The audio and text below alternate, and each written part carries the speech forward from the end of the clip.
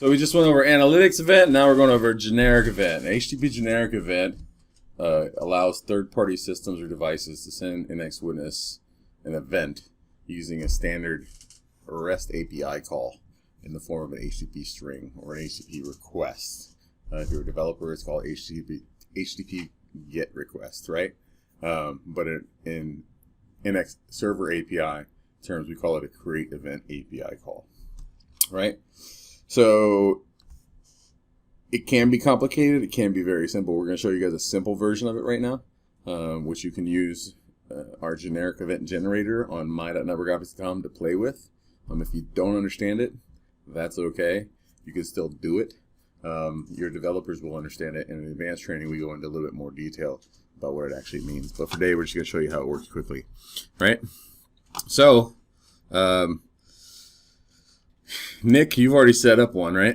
Yeah. So Nick's going to run a test real fast so you can see what it looks like. In terms of the rule, if you go to the camera rules, right, and you go to get rid of that camera, and you go, like I said, generic event is a default rule that's been set up, right? So if we look for generic event here, every time a generic event occurs, it's going to show a notification to everyone in the system.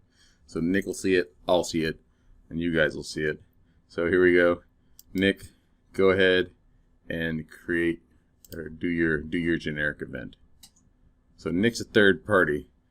Nick says, "Have you heard? The bird is the word." That is a generic event that Nick just generated, right? So how do you do that, right?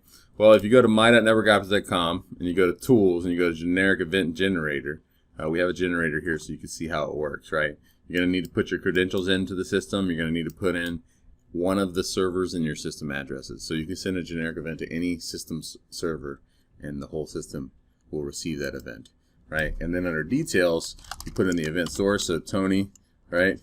And I could say the bird used to be the word, right? And then this is from the 1950s, right? So if I do the same thing and I press test, then I go back to the client, you can see the bird used to be the word. This is from the 1950s. And that's how you basically create and send a generic event.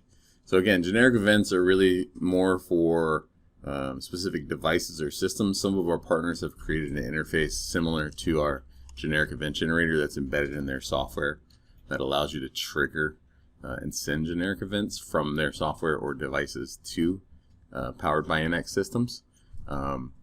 And some of them do it programmatically as it's a back end, right? What do you want for lunch, Nick asked me. So you can see you could actually create like a messaging system here if you wanted to for your operators as well. There's all sorts of things you can do with generic events.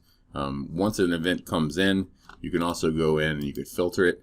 So if I wanted to go into a generic event and I wanted to say whenever I get a generic event from Nick, then I want to open a layout, then I could totally do that, right? Or if I say whenever the source contains Tony, then do something different, right? So you can filter events. You can use using their source, using their caption, right? You can basically use events for lots of different actions, and events can come from anywhere, right? But that's how generic events work. Nick, you got any questions about generic events real fast? No. All right, pretty straightforward.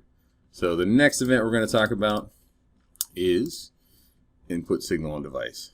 Pretty simple. Be back in a second.